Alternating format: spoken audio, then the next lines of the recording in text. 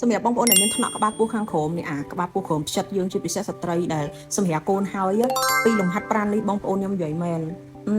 ញ័រតាប់ហ្មងនិយាយត្រង់ហ្មងហើយបងប្អូនហាត់វាឲ្យតែបាន10ថ្ងៃបងប្អូននឹងឃើញថាថ្នាក់ក្បាលពោះពីក្រោមរបស់យើងហ្នឹងគឺយាបរៀបស្មើល្អមែនតែម្ដងបងប្អូនប្រើដុំដាច់2គីឡូកន្លះដាក់នឹងកជើងចាលំហាត់ប្រាណទី1បងប្អូនដាក់1នាទីលំហាត់ប្រាណទី2បងប្អូនរាប់20បងប្អូនធ្វើ3ទៅ4ជុំទៅនិយាយទៅឲ្យថ្ងៃណាដែលបងប្អូនថាចង់ហាត់ដោតទៅលើថ្នាក់ក្បាលពោះខាងក្រោមអ្នកដែលស្រឡាញ់លំហាត់ប្រាណដែលបែបញាក់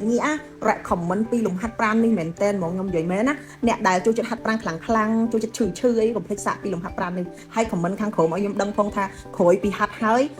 feeling មិនដែរជាលំហាត់ប្រាណនេះសម្រាប់តែបងប្អូនដែលធ្លាប់ហាត់ទេណាអ្នកដែលអត់ដែរហាត់អត់ recommend ទេព្រោះយើងមានឧបករណ៍យើងមានដុំដែកអីលើកទៅស្រួលហ្នឹងអាចឆ្លោះដៃឆ្លោះជើងអីចឹងទៅចាហើយសម្រាប់ដុំដែកដូចដុំដែក18ឬក៏ dumbbell ដែលខ្ញុំកាន់នៅដៃខាងលើហ្នឹង5គីឡូបងប្អូនចង់បានឧបករណ៍បែបហ្នឹងអាចឆាតមកបានយើងមាន stock ស្រាប់ៗមក